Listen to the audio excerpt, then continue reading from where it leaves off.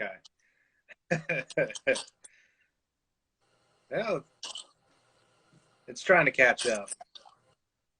Okay. All right. All right. Okay. We're back in the saddle again. All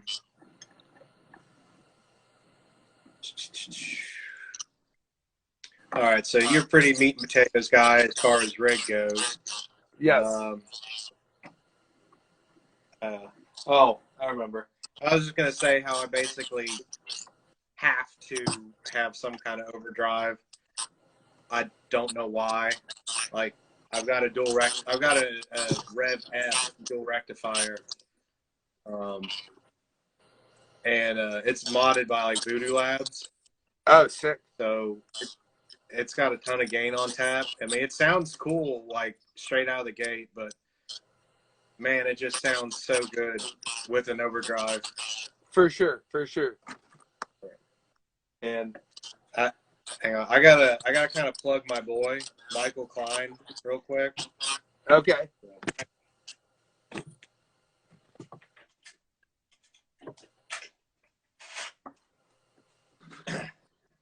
But this is my Michael Klein.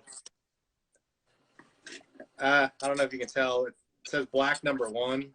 Okay. Kind of wrapped around on there. Yeah. Mine and my wife's favorite mutual band is Typo Negative. Cool. So Yeah, for sure. Had to do a little tribute. Hell yeah, that's awesome. But I don't know if you've got to mess with any of Michael's stuff or not. No, I haven't. Have you got to like check any of his shit out on here? No. He just released a signature pedal for Sammy Duet from Goat Whore. Oh, cool. Called the Dybbuk. Man, you gotta check some of his shit out. You'd love it. I'll have to for sure. He actually has one called The Lonely Ghost, and it's a boost, delay, and reverb just like the Eidolon. Oh, cool. Which the next thing he's building me is a noise gate, which he just started making that one. It's called the Ball Gag, and after that, it's I want to have him build me a Lonely Ghost. So Yeah, that combo's sweet. But yeah, this thing is like, it's not just like another Tube Screamer clone. It's like, I'll use it as like a boost, but it has so much gain on tap and a 3-band EQ, so you can make it like your primary distortion if you need to. Nice. Like, because I've had an amp go out on me at a show and had to borrow somebody's amp real quick. Yep, I've had that happen too. Just knowing that I can just plug my pedal board into anything and still make it sound the way I want, But thought I lost you for a second there. Yep, you did. It's okay. I'm back. Okay. Yeah, dude. I don't know what kind of overdrives or anything like that you have now, but I think this thing with shipping was like $175. That's not bad. Yeah, I got a Tube Screamer. And yeah. But Michael, he actually will talk with you, and like, you give him the details on your rig, your play style, what you're looking for. Every pedal is completely custom. Oh, that's sweet. Tweaked. Yeah. So he puts a lot of work into it to try to make everything like unique and individual. That's awesome. Yeah, and of course you get to pick the colors and shit and all that. That's sweet. You have to check that out. But sorry, he's a really, really sick dude too. I plug him like all the fucking time. Yeah, I'll have to check that out. But all right, back to you. Let's see. So for well, first, what are some of your personal favorite bands? And then what are some bands that kind of inspire you for Inoculation? Well, those would pretty much be the same bands. Yeah. All the like classics, like the obvious classics, like Death, Cannibal Corpse, Gore Guts, all that like early death metal. Pretty much any death metal that came out of Tampa Bay, all about. And then stuff like I'm obsessed with Rush. I love Rush. Everything Rush does is great. And Kiss, stuff like that is big influences on me. And then newer stuff too, like Revocation is awesome. Dave Davidson's probably one of the best guitar players to come out in recent years, if not the best guitar player to come out in recent years. He's definitely a really big influence on me, guitar playing wise and musically. So yeah, a lot of just old death metal. I listen to a lot of the bands on Maggot Stomp too, which is the label Inoculation's on. So all those bands, Frozen Souls, Sacred Sukabog, Malignant Altar, Disembowel, 200 Stab Wounds, all those bands are all sick. So I like listening to a lot of that stuff too. I go back and forth for new death metal. Like some days I'm in the mood for all the Maggot Stomp kind of stuff, but I love all the bands you mentioned, and like it's like I can't imagine not having that at this point. But at the same time, it's like, man, there's an awful lot of these bands out now. For sure. Death metal is definitely on the rise a little bit. Yeah. At least more than it used to be. Yeah. I almost wanted to compare it to it's what seemed like kind of the doom metal trend. Like five years ago, maybe. Yeah. But the only difference is I don't really get tired of more and more bands doing it. Yeah. It's like, oh, this band's just sick too. And that makes sick band number 25. Like, I don't know. I don't mind it as much, but at the same time, it is really cool.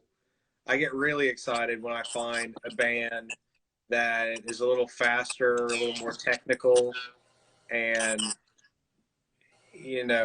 not so much about like the groove, but more just like, because some of my favorite bands have always been like Deicide and Christian and shit like that, Yeah. And Corpse, but that's why I really dug some of the faster shit that you all were writing. Appreciate it.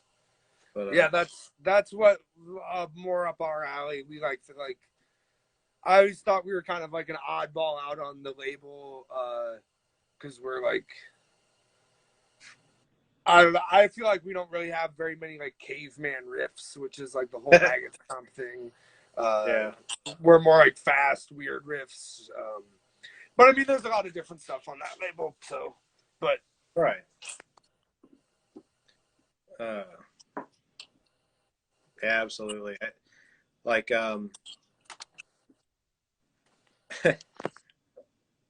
Sorry, I had a notification from Reverb.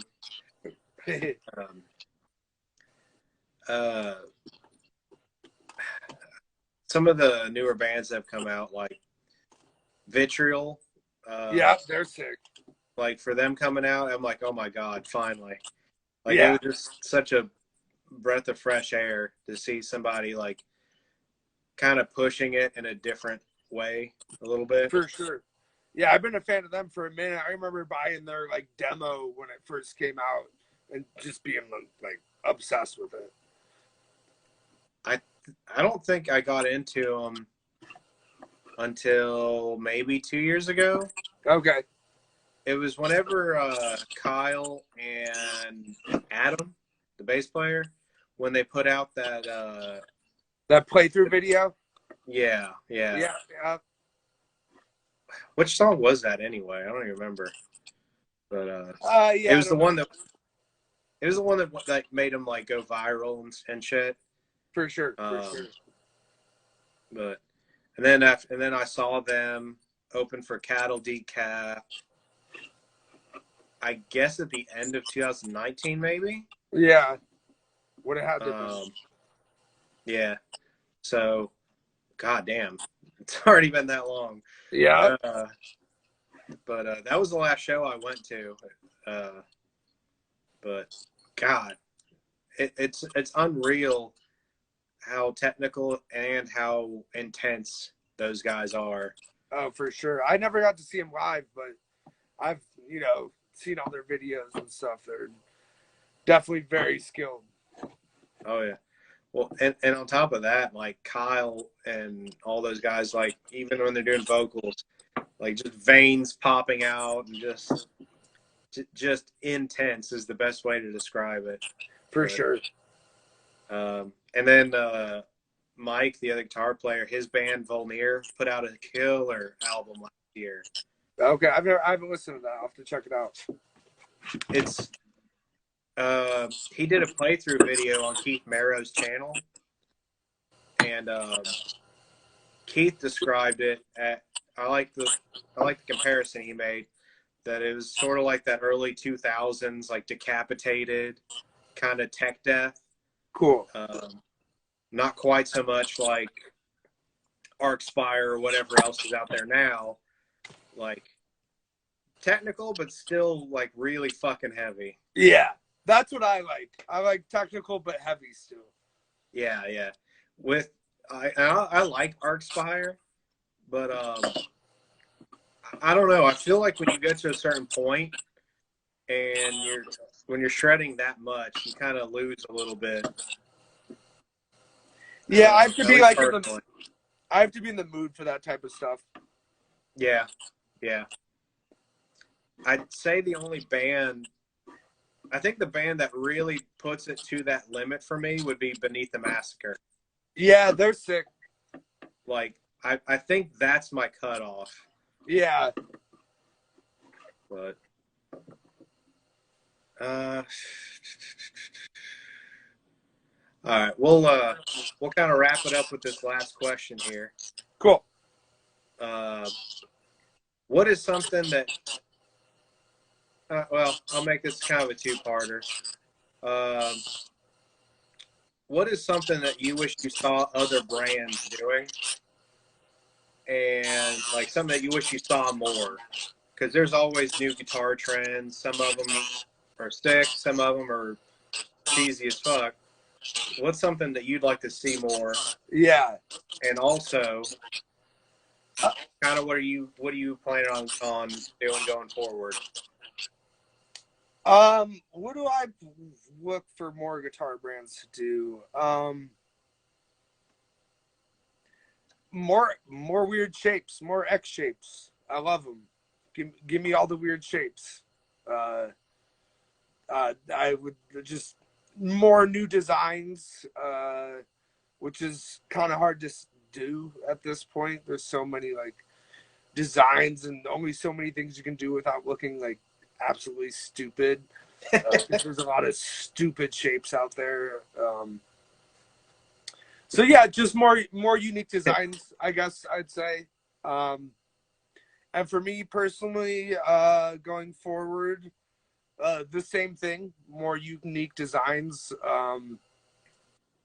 But I just want to keep on pushing forward. I hope to one day make it my full-time job and not my part-time job, is the goal, really. So that's what I'm hoping for moving forward, is to eventually be busy enough and be doing enough stuff to where I can just build guitars for a living, because that would be a dream come true for me.